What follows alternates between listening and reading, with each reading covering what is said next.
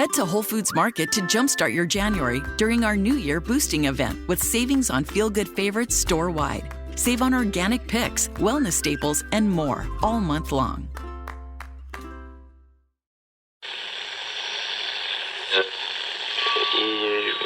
Ampire.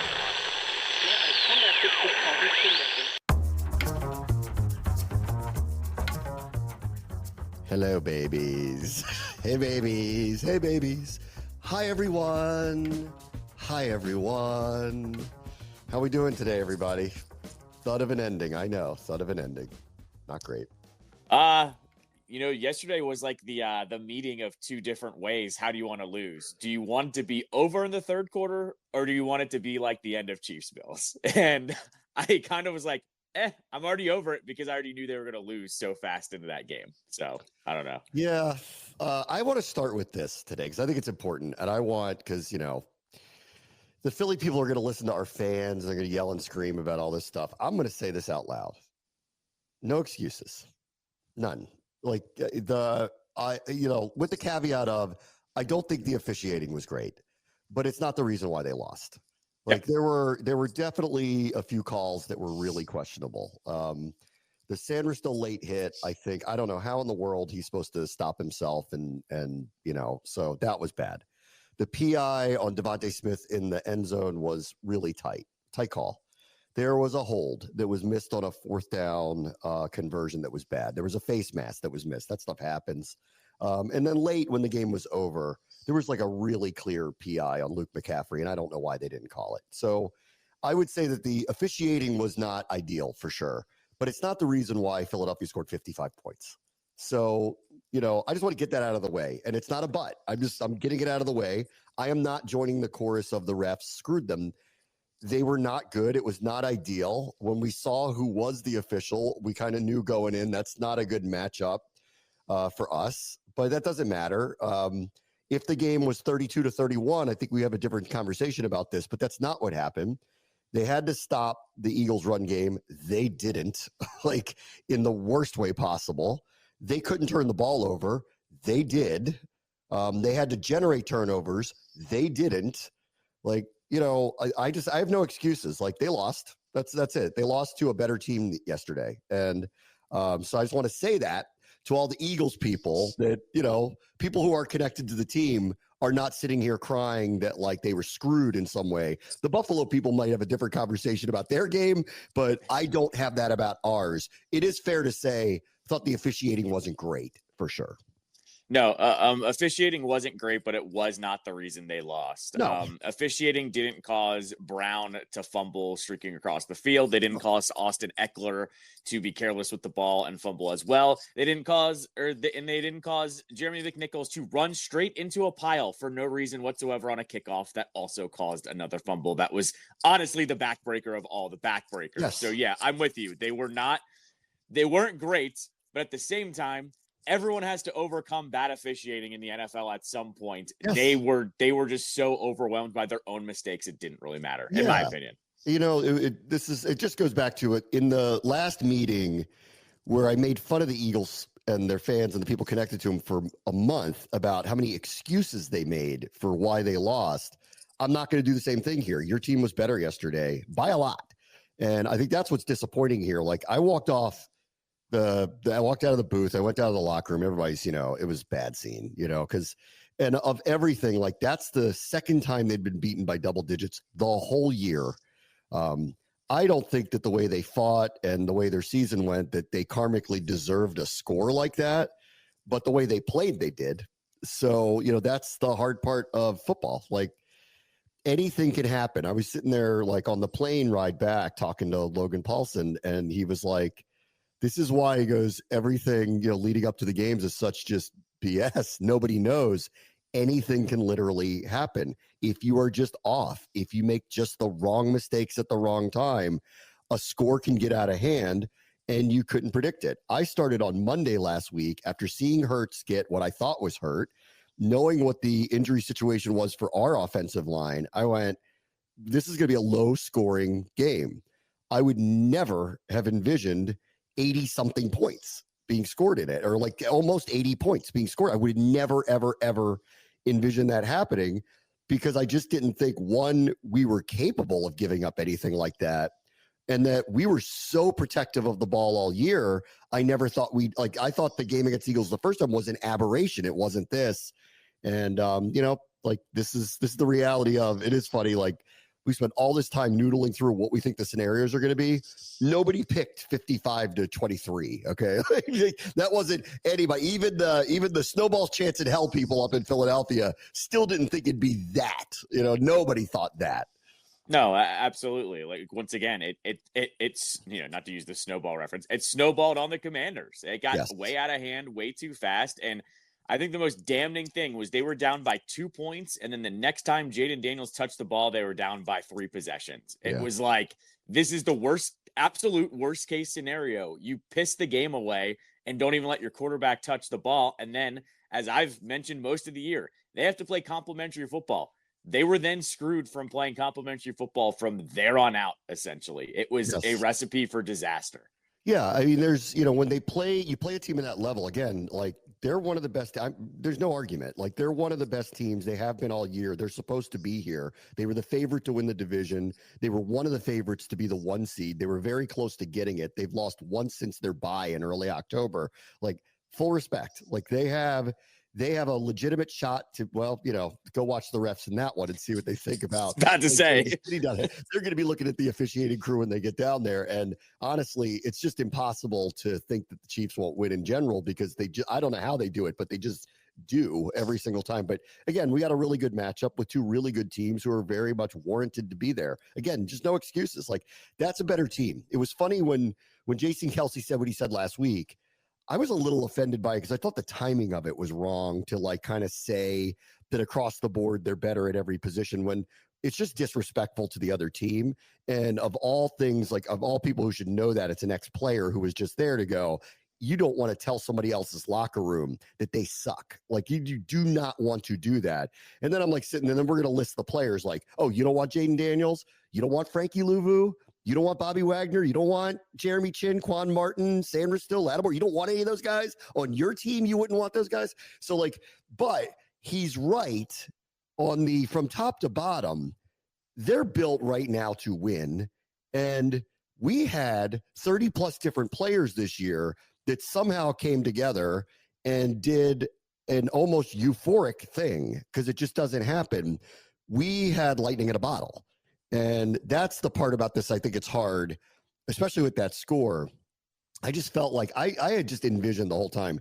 It was 50-50. It was going either way. But I was just hoping for, give me one more look at a fourth quarter 1-score game with 5 with the ball in his hands, and let's see what happens. And I think that would have been a more proper ending for all of this. I think that's the hard part about it. They lost to a better team. They have no excuses for it. They made their own mistakes. But it just didn't feel karmically in line with what happened the entire season. Like, to get run like that felt very, I don't know, Boise State got in the Final Four of the college football playoff. Like, it was like that kind of feel to it. No, as I say, it was very Cinderella hits midnight. Like, a team that doesn't make mistakes all of a sudden was making mistakes. Yeah, she got real ugly real fast. I think the dagger of all daggers was the kickoff fumble. Like, they gave the ball back to them in their territory, and they were going to get the ball back at halftime. Granted, they got to stop after half, but you just can't make those mistakes and come back. And you can't do it unless they make a mistake too. And they didn't the rest of the way. And so that was where I was scared on Friday, because my realization was, oh, our team over here has won because they've been very good on offense. They've gotten their defense together and they don't make mistakes. And it's hard to beat a team when they're not making mistakes. Well, the realization set in that they do that too. They also don't make mistakes. And as soon as they did it the second time, let alone the third time, if you know ball, you kind of knew it was over at that point. Well, I mean, I cited this during the game. I forgot this part. The run through Tampa Bay and Detroit, Washington had punted the ball once and hadn't turned it over. Well, the Eagles hadn't turned it over either. So the Eagles are going to the Super Bowl in 3 games without having turned the ball over once. They do that in 2 weeks, they might win. Like very easily could end up winning if that's what ends up being the case. Here are the other things too. I mean, what do we say? They can't let Saquon Barkley hit home runs. The first play from scrimmage. Yeah. Like the two guys I said, I'm like, the key to this is when he gets outside and he pops a couple, Jeremy Chin and Quad Martin need to make the tackle. They both missed the tackle on the first play. And I'm not, again, like, I'm not trying to point out any one person or blame anybody, but that was it. Like, Barkley is going to hit a couple of runs. You'd hate it to be the first play from scrimmage that they had. And it was a gut punch because they had some 18-play, 7-minute drive. It was exactly what I wanted. Like, shorten the game, keep this close. We haven't seen Hurts on the field yet. We don't know what he really looks like. If he can't really move around the way we're accustomed to, this is probably a close game. This is exactly, short of just we had to kick a field goal, this is exactly how I wanted the game to start. And then they walk up there and punched him in the face. And it was... that was a gut. I went, the second that happened, I went, oh no. Like, it's like, of the things that cannot happen, it's him having a home run like that. Like, he's going to get yardage. You can't have him do that. It's the third time this year that it happened against them. That one was probably, outside of the turnovers, the most frustrating play because, as you said, they go on this 7-minute drive. And we talked all last week about how the Eagles don't blow anyone out. These are low-scoring games. Like, they're beating teams 20-17 or 22-14, things like that. So I'm thinking, all right, Dan Quinn, you went for it a couple times on fourth down. You had a long drive. You get the 3 points. That 3 points could be big in the long run. Yes. And then it was like, guys, what did you think they were going to do on play number 1 from scrimmage? And I think the dagger of that play, too, was, I don't know if you saw, the whole entire defensive line went to shift. Someone fell over and it tripped up like 3 guys. And so there was no like even outside contain off of that either. And he just runs wild. But I'm with you. 2 guys missed tackles as well. You had to be ready for that. How are you not ready for Saquon to get the first, carry from he's line having of an scrimmage? all-time historic year. He's going to, with a really modest game in the Super Bowl, he's going to amass the most yards by anybody, regular season, postseason combined, ever. Like, he's going to easily get to it because he only needs like 40, 50 yards, something like. So he's having a historic great year. You know what their best weapon is. And on play 1, dagger. At the end of the first quarter, we run the stats. And it's Washington had the ball for 12 minutes and 30 seconds. They had it for 2:30 and led 14-3. Yeah. It's I haven't seen anything like this in a while where the home runs for them in general, and it's been this way for 6 weeks running, are run plays. Like, they have the people to do it down the field, but they don't take the shots or do it down the field. There was one dagger ball from Hurts I'll get to in a minute on that fourth down throw to AJ Brown, which is tip of the cap. Like, if you guys are going to complete, like, that's what we've been doing all year. If you're going to complete things like that, what are we going to do about it? You're going to throw a perfect pass to him? Fine. You and I said that. It's just so frustrating with Barkley because it's like, you can't let that happen. And it's play 1 where that happens. No, and you and I said that all last week. Like, Barkley's going to get his yardage, but don't let him hit the home run. And then if Hurts beats you, hat tip. And like, Hurts did do it a couple of times, but They also let in those daggers with Saquon. That leads to them dropping over 50 points on you. Yeah, he's terrific. I mean, we've had a chance to see Jahmyr Gibbs, him 3 times, Derrick Henry this year. We've seen the best running backs in the NFL, and his vision and throttle up speed and maneuverability is second to none. And, again, we'll go back to the spring. That decision that the Giants made screwed up the entire NFC. Like, it's not just them. It screwed up the entire conference. They gave the team that was the best running team anyway a Hall of Fame player. Like, good for them. They took advantage of a situation that shouldn't have been taken advantage of. And it all comes down to some nominal, stupid amount of money that they didn't want to give him to set some stupid line in the sand that isn't real. Like, how those guys are back. Please do Hard Knocks again so that we can ask you the question a year later. Do you regret this? Do you regret it? Especially if they win the Super Bowl and he's the MVP, which he would be. It's like ridiculous. No, absolutely. I mean, you cannot see them have success without going back to that offseason move. And it was like, what, $500,000, $1 million or something like that. And he wanted to come play for your crappy franchise. Like, come on. You guys haven't won guys. jack. He wants to come play for you because he loves being a New York Giant. That's all it is. He tells you this over and over, and you're like, you know what? We need to put a line in the sand. We can't give a running back $12.5 million. We can only give them 12. Okay, pal. Yeah.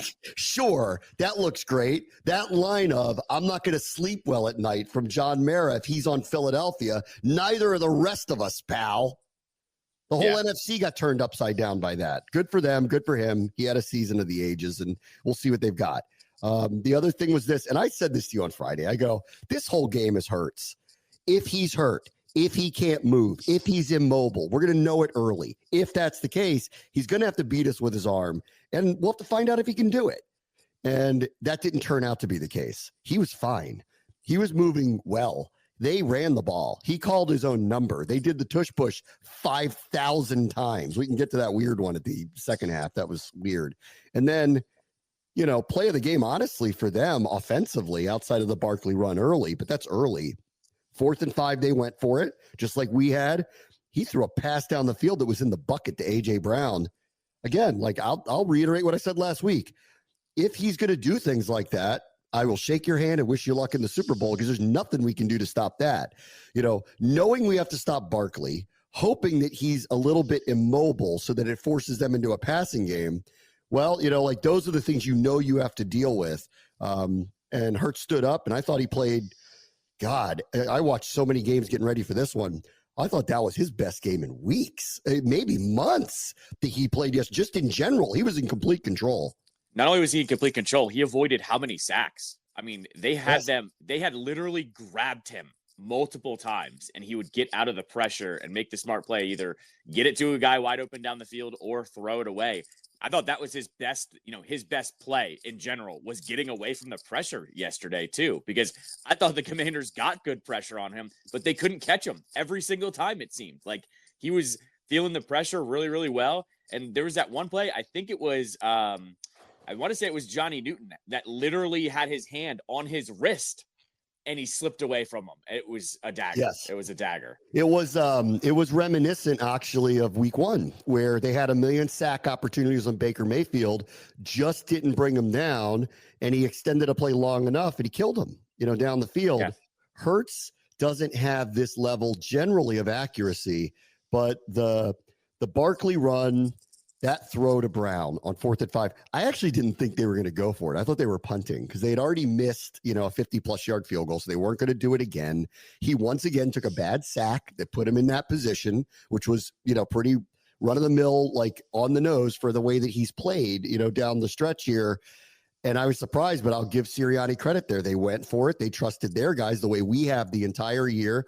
That was not a great spot on the field to do that. Had that failed, and they dialed up a one-on-one play down the sideline. You need a really good throw to make that happen.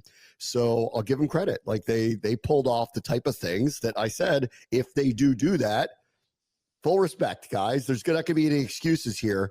That was just a better team that won yesterday. The other thing we've talked about a lot, obviously, is the turnovers. And I think the hardest part for this is this is the first time since the last Philly game they've had multiple turnovers in a game. They have protected the ball really, really, really well.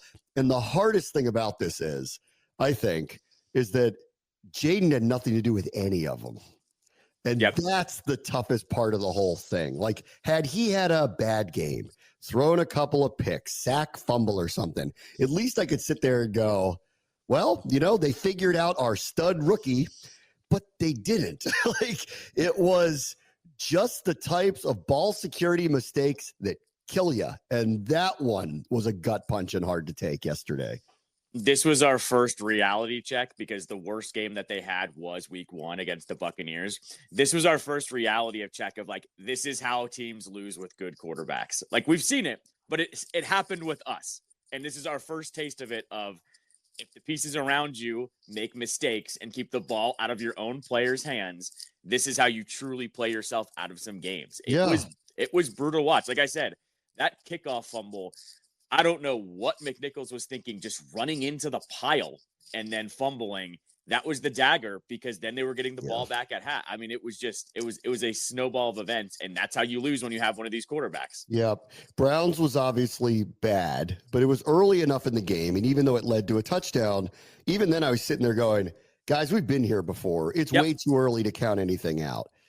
The end of the half fumble was just crushing because it was still a 1-score game. They were about to get the ball back with a couple timeouts in a minute 30. You know how this guy rolls. Like, hopefully we're going to get some points out of the whole thing and get it close. And then the Eckler one was the dagger. I mean, that was it. Like, because they were only down, even at that point, they were only down 11. The momentum had shifted. They got the ball back. They were at midfield. I mean, they were 15 yards away from making it a 1-score game again. And then things get real weird, real tight in there real fast. And that fumble was a killer too. I mean, they happened at the worst time. They had this 7-minute drive, take the lead, boom, they're down.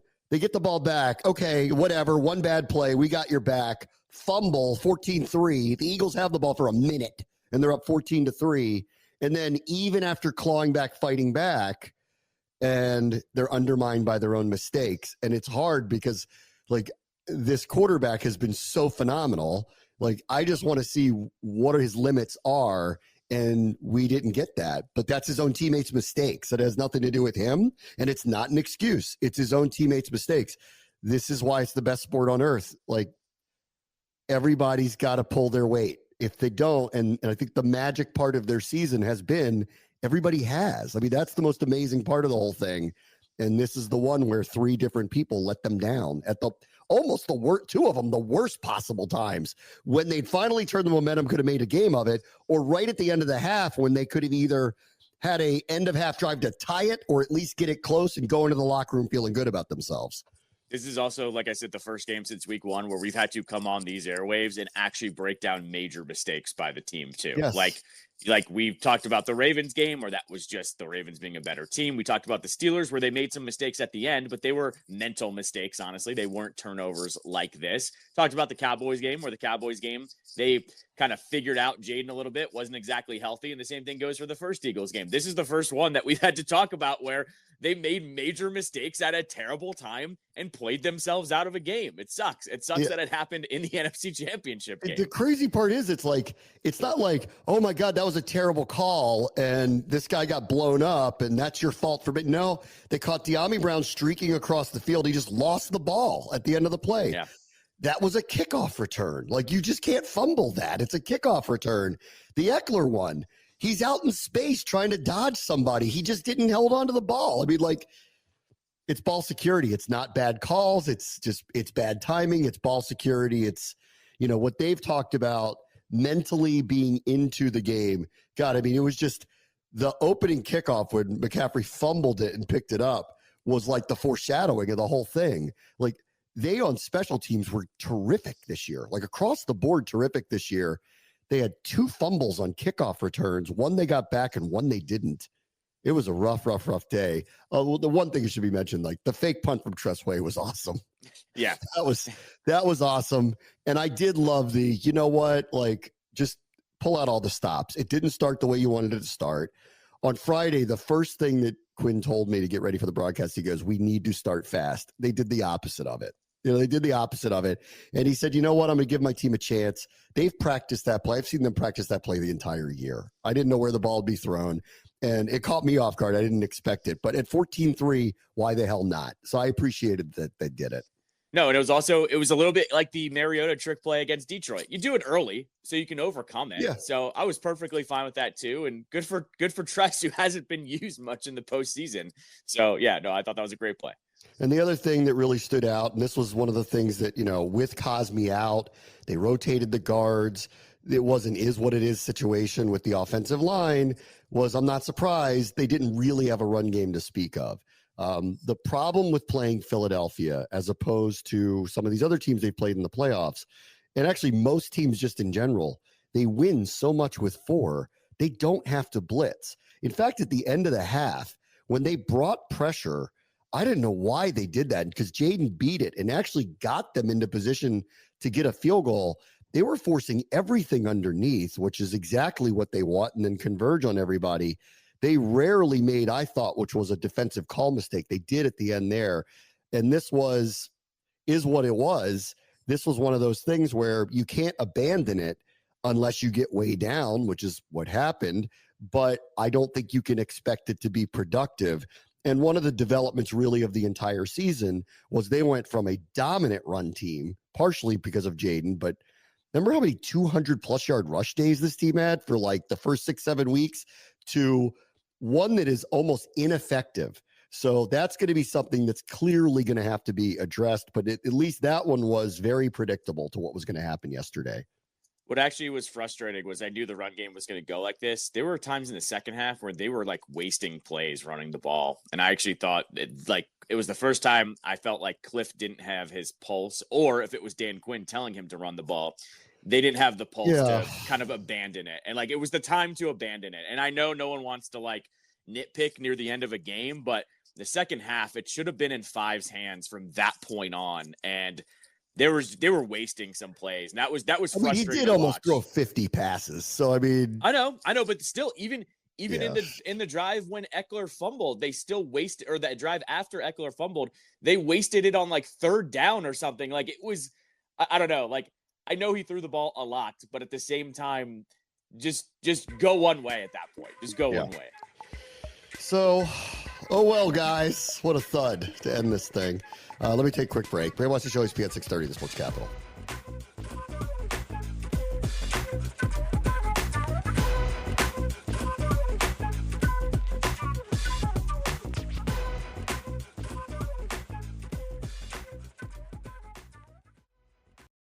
This episode is brought to you by Allstate.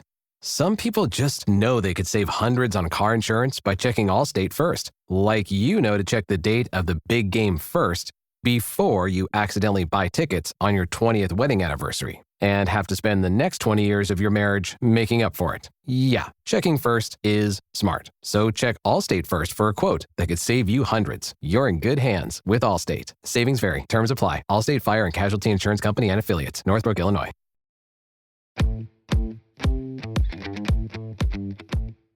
All right, welcome back. I want to talk about the Eagles just for a minute, because I was like looking at them especially on the defensive side of the ball.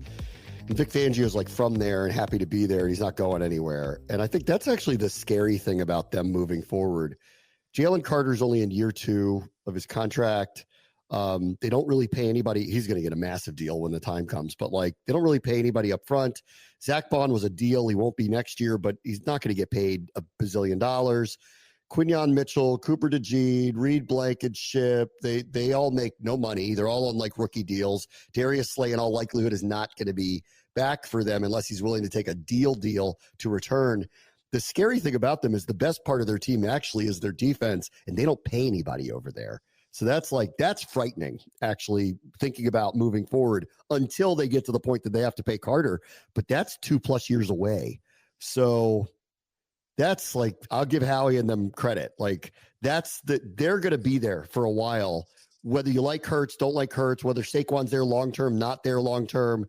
The scary part about them in their window that they have right now, clearly in the next 2 weeks and moving forward, and what Washington's up against is that defense ain't going anywhere because they're all young and not being paid. So they're not even taking up cap room for them. No, I mean, I look at this window as the 2 more years, like they're in the Super Bowl, obviously, right now. The 2 years after this, they still have Saquon. They're still going to have all those offensive linemen. And as you said, they're not paying anyone on that defense. They can retool the offense on the fly if they need 100%. To do something with Smith or Brown or get another running back in there or whatever at this point. I'm with you. It's scary that the positions that they have all figured out on defense are all that young, and you don't have to pay Carter for 4 more years. You're fine with that. So, I mean, right away, like you're already looking at that's who we're going to have to go through, if we want to be even more successful than we were this past season. Yeah. The reality is, like, to have any real success against them, or at least the path forward with them, is that Hurts has to be ineffective at some point, where the quarterback play has to be bad. And it wasn't yesterday. That's for sure. I don't think it was very good throughout the year, but like it wasn't yesterday. And, it's Saquon replicating this again. No one ever does that. Like historically, this is very unusual. When you have like 2,000+ yards from scrimmage or more, it has a wear and tear effect that typically you just don't get that again. So this is not a one-off for him, because I think he's a Hall of Fame caliber player and he'll be really good, but like the idea that he's going to do this again, even with that offensive line, even with the scheme, whatever, it's unlikely. So they're going to have to turn to Hurts a little bit more down the road, but their defense is really good, really young. No one's getting paid. Like they're going to be tough to beat. They're going to be they've constructed a roster that wasn't like the Windows right now, we better do it. They have a roster that's sitting there that's going to be dangerous for a while, based specifically if Fangio doesn't leave, and I don't see why he would, and on that side of the ball. As for us, I think it's time to celebrate some stuff here, because largely it wasn't the right time right in the locker room afterwards. I mean, this was a really upset group, and I was too. Like, I just can't believe they had a score like that hung on them after the season that they had. That said, it didn't take long to get around to, look, like, I never liked talking about house money, and but the reality was, like, it wasn't that far ahead from where I thought they could be. Like, I thought they could be a wild card team this year. That wouldn't have surprised me. If Jaden was good, and he was great, but if he was good, and I looked around the room and I'm like, look at all these veterans on this team, and the coaching's going to be better, the infrastructure's better, Dallas is going to take a step back. Why couldn't they be second place in the division? And if they are, that means probably they sneak into the playoffs as a wild card team. And if they sneak into the playoffs, maybe they win a game. So, like, it wasn't as far off, but obviously the way that it went, you start dreaming of, almost preposterous storylines, Hollywood endings, and they were kind of that close to it. I think that's what was hard about it. Like, I had bought into, there's something karmically odd about this team, and they're just like, the football gods have blessed us, and I don't, and it starts with number 5, and he broke another couple of records yesterday. He has the most passing yards in any postseason by any rookie in NFL history. He broke the rookie rush record.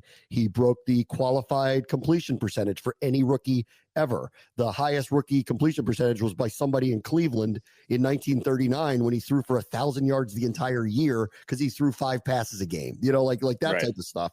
Like, so qualified passing percentage, best ever.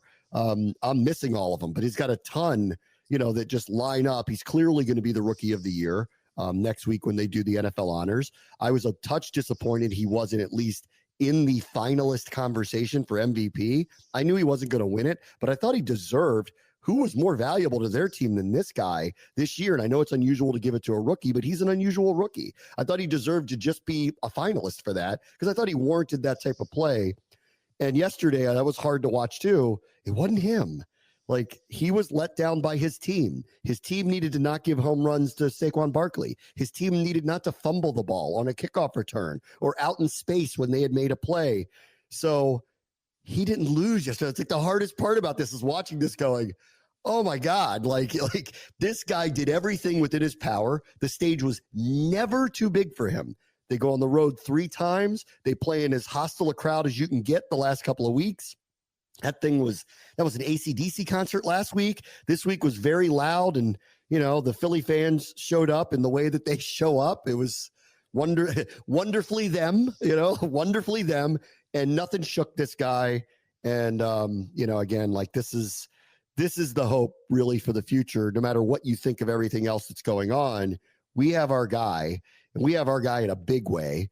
And it's why, for all the reasons I cited about Philadelphia, this is probably round 1 of the next few years, like them fighting for the division, them potentially playing each other in the playoffs, because one will be a division winner, one's a wild card team. Like, it feels like the road is there for that to be the case here for the next few years.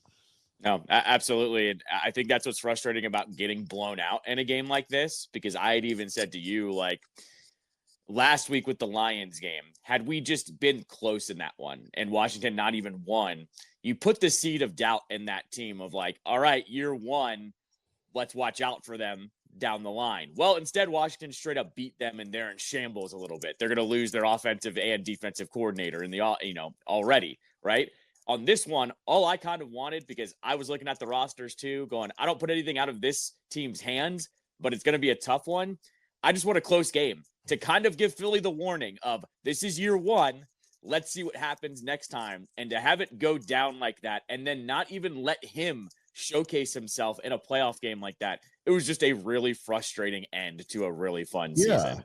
The kickoff return thing was just a gut punch. Like, Okay, they held them. It's a one-score game. They used their timeouts wisely. They've done this with time management all year. They gave the kid the ball back to make something happen at the end of the half. And by the time he gets it back, he still did. Like, there's a crazy way. He still did. He still got them a field goal at the end of the half with no timeouts and 30 seconds left. He got them in position to do it. And it just did every turn. He was undermined by, unfortunately, mistakes by his teammates. But it doesn't change the fact that this was the euphoria and the joyride is based around him. Like, he's the hope picture for them. And, you know, he was really upset after the game yesterday because he ain't used to losing. He doesn't like losing.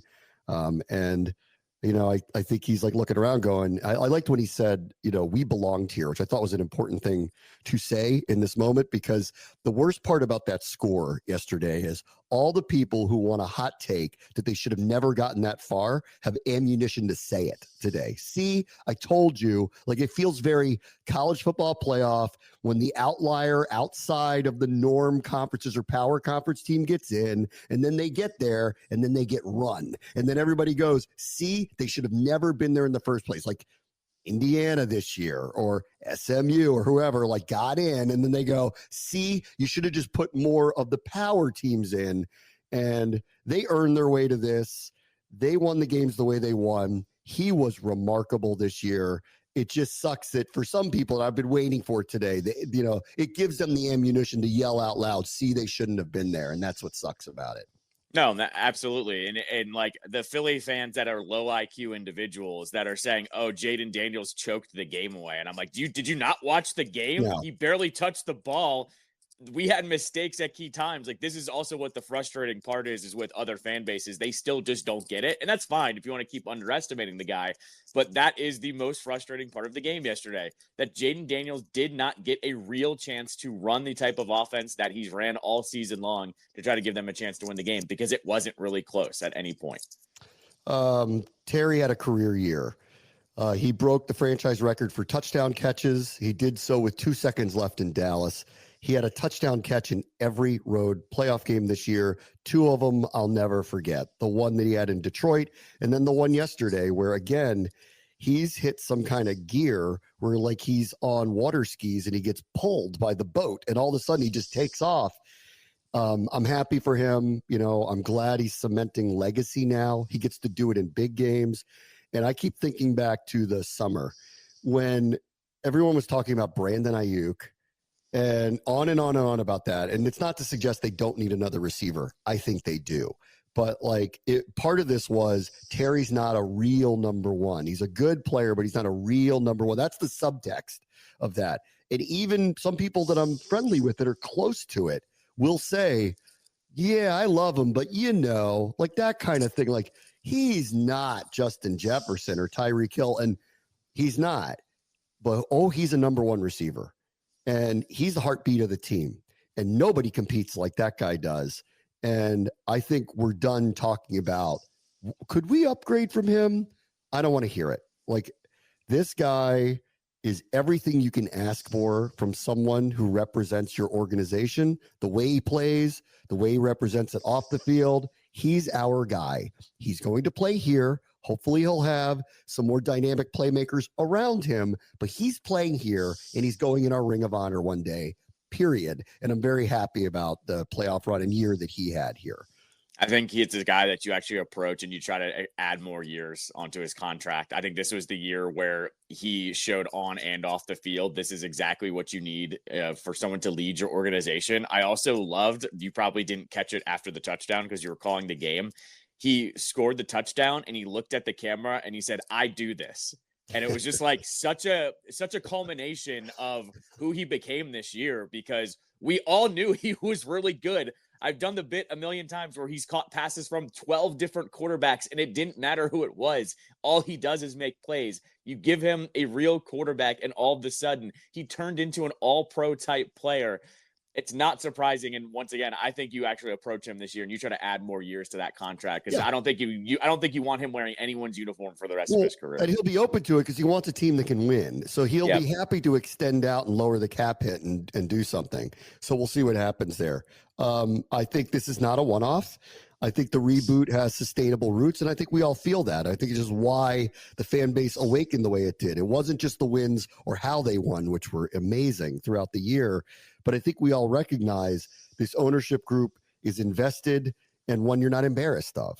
They gave the front office everything they needed to build the team the best they could in year one.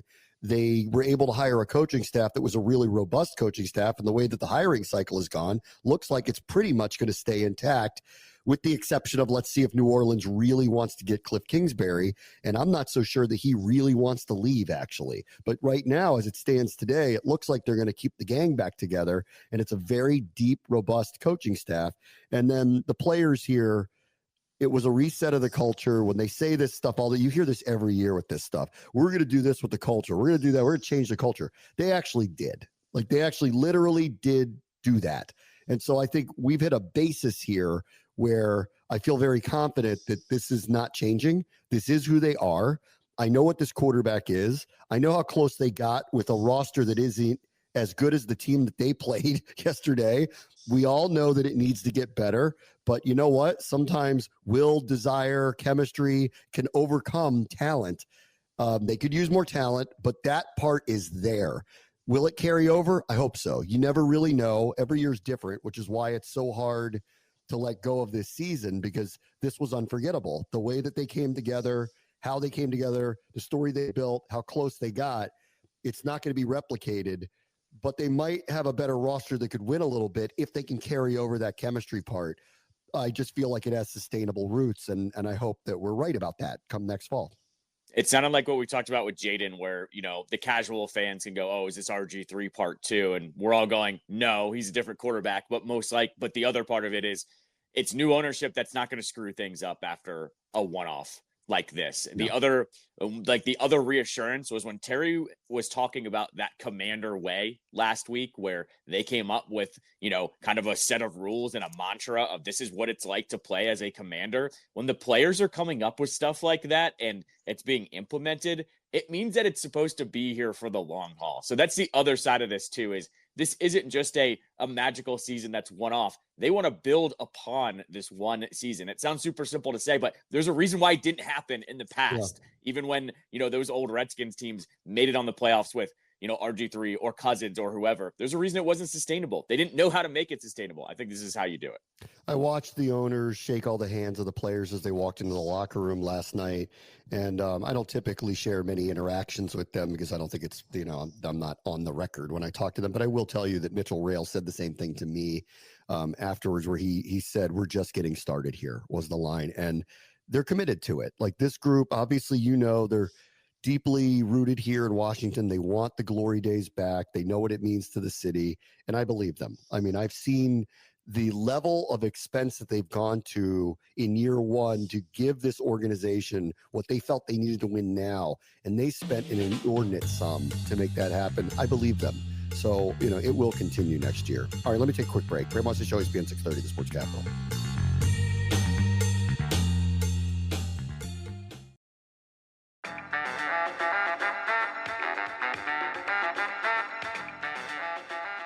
All right, welcome back. So we got a Friday night news dump that was really amazing. The Dallas Cowboys, this is going to be mean. I'm not going to say it. I was going to say it felt like the Zorn move, like with when Washington just made Zorn the offensive coordinator and then just handed him the head coaching job. But that's not really fair, because Brian Schottenheimer's dad is Marty Schottenheimer, who's a legendary coach. Brian Schottenheimer's coached in the league for a very long time.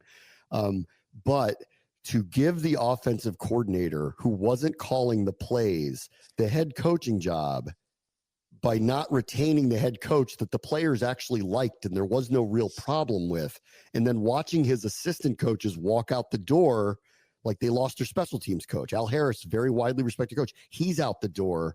McCarthy's people are going to follow him if he does get another job. The defensive staff is flipping over again. What are they doing? Like, what? That's something like that feels it feels very Zorn. Like, when Snyder hired Zorn, we all went, what are you doing? And I don't understand this at all. And listen, I've heard so many people, because I was asking so many questions about it, and all these people say he's very well respected, very well liked. The guys all really like him. But I'm like, that setup's weird. And they're like, you're right. It feels very set up to fail. I could knock this more, but I also had the same feeling when Dan Quinn was hired here a year ago. I wasn't feeling great about it. I wasn't feeling terrible about it. And that's but that was a flip over of a staff. He's already there. They fired everyone around, or they let everyone around him go. Yeah. That doesn't even make any sense. Yeah, no, I don't really understand the logic here, especially when they were playing footsie with Dion and they were interviewing all these other high profile candidates. Remember even I made the comment, how come their list looks different than everyone else's list that they're interviewing? I don't know. I think this might also just fall in line with Jerry doesn't have it. We've been talking about that for over a year now, that Jerry for some reason has just flipped a script into a way that it's going almost senile is the way that it seems. I don't know how you land at that decision and not know, especially for someone who totally understands media attention. How did he think this was going to land well? Right. Listen, to your point about the Quinn thing, when he was hired, that didn't go over particularly well here because everyone had their heart set on somebody else. And because he had coached before, and I kept thinking he'd coached in a Super Bowl. It wasn't like he had 5 losing seasons and they're giving him a second chance. That's not what happened. But regardless, Jerry knows news cycles. And I thought it was right on the nose to put it out on a Friday night news dump because he knew this wasn't something to crow about. But I still don't know, how did he end up in this place? And honestly, if that's what it was, I'm surprised they didn't hire Dion. It just really, right. I don't get it, but whatever, this is better for us. They feel like I've said this for years now. He's lost his fastball in many ways. And this is just another example of it. And whether he's a really good coach or not, almost doesn't matter. Everybody's going to walk in so skeptical of it that no matter what they do, people are going to lean to this was a bad mistaken idea, which is why it sucks for him because he's going to walk into, he might be a really good coach, but anytime they lose any game, it's always going to revert back to, well, the organization is, just messing up left and right. That's what it's going to be. There's also I thought the endorsement of McCarthy from Parsons was really important at the end of this year, where I think it was the last couple of weeks of the season where he was like, we really like him here. We love him as our head coach. When you have a superstar endorse the former head coach like that, and you don't go in that direction, you know what that does. Yeah. That puts those seeds of doubt in right away. And now they have a whole entire offseason for those to grow. I didn't see a lot of it. I've only seen highlights, which is why I haven't spent a lot of time talking about it. But I do know KC wins again, world angry, because they just, I don't know. I guess we've just hit the point where they're sick of them. And I think this year they just were not dominant in any way. And so I think there was just some level of what's going on here and why do they win every week and why don't they ever lose any of these games? And to my friends in Buffalo, this is football hell. You guys have a quarterback that's going to be in the Hall of Fame. The second time you've had this, and for some reason the stars just don't align for you. I would assume it's worse to go to the Super Bowl 4 times in a row and lose all of them as opposed to this, but this feels a little Brady, at least Peyton won a couple, but it feels like it's in this direction where you've got this, you wait for these guys to come along, these special players, and they just can't beat this one team. It's football hell. So I know you didn't see much of it, but the frustration last night, if you're Buffalo too, was it's exactly what I thought was going to happen. Kansas City got put into a position where they had to revert to their old style of offense, which was take some risks, go a little crazy, and it worked.